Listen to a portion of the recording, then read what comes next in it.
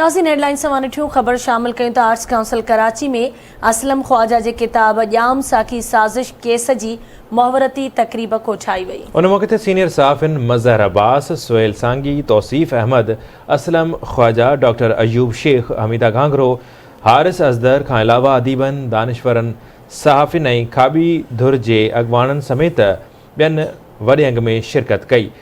तक़रीब खे ख़िताब कंदे अॻवाननि जो चवणो त हिन किताब जो मुख्य किरदारु ॼाम साकी ऐं संदसि साथी हीरो आहिनि। हिन केस में इज्तिमाही ऐं इनफ़रादी राय जो बि इज़हार कयो वियो आहे। अॻवाननि जो चवणो त जेकॾहिं मौजूदा सियासी सूरतहाल खे सम्झणो आहे त हीअ किताब ज़रूरु पढ़णु घुरिजे। हिन किताब में ॼाम साकी केस खे ज़िंदा कयो आहे, जंहिंसां इनक़िलाबी तहरीक बि ज़िंदा थी आहे। उन मौके ते आवाज़ टीवीअ सां ॻाल्हाईंदे सीनियर सहाफ़ी सुहेल सांगी ऐं ॿियनि चयो त हिन किताब में कामरेड ॼाम साकी ऐं संदसि 7 साथियुनि ख़िलाफ़ जेको केस हलायो वियो उन हवाले सां समूरा तफ़सील वाज़े थियल आहिनि। हीउ उहो तारीख़ी केस आहे जेको जनरल ज़िया जी मार्शल लॉ में हलियो हो।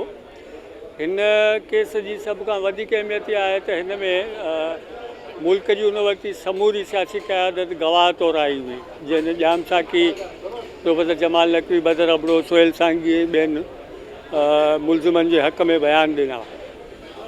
काफ़ी सारा सहाफ़ी आया जिन बयान ॾिना। इन केस जे नतीजे में जेका जनरल ज़िया जे वक़्त में सियासी माठार हुई उन में तब्दीली आई ऐं माण्हू मोबिलाइज़ थिया। ॼाम साकी जेको केस आहे न, इन केस जे करे पहिरियों दफ़ो पाकिस्तान में जेके बि लेफ्ट हुजनि या जमहूरियत पसंदि हुजनि जेलनि में आहे, उहे सभु हिक ॿिए जा साथी थी विया। ऐं ॼाम साकी जे केस खे अहमियत तॾहिं मिली जॾहिं मोहतरमा बेनज़ीर भुट्टो गवाही ॾियणु आई। अॼु असां असलम ख्वाजा जो जेको किताबु आहे ॼाम साकी ऐं कम्युनिस्ट तहरीक ते जेको किताबु आहे, हीअ तमामु अहम किताबु आहे, छो त हीअ इन दौर जो किताबु आहे जॾहिं मुल्क में मार्शल लॉ हो, जॾहिं मुल्क में जमहूरियत कोन हुई ऐं इन दौरान पाकिस्तान में खाबिद जी सियासत ते जेको आहे ॿार पियो ऐं सियासत खे बंदि करण जी कोशिशि कई वई।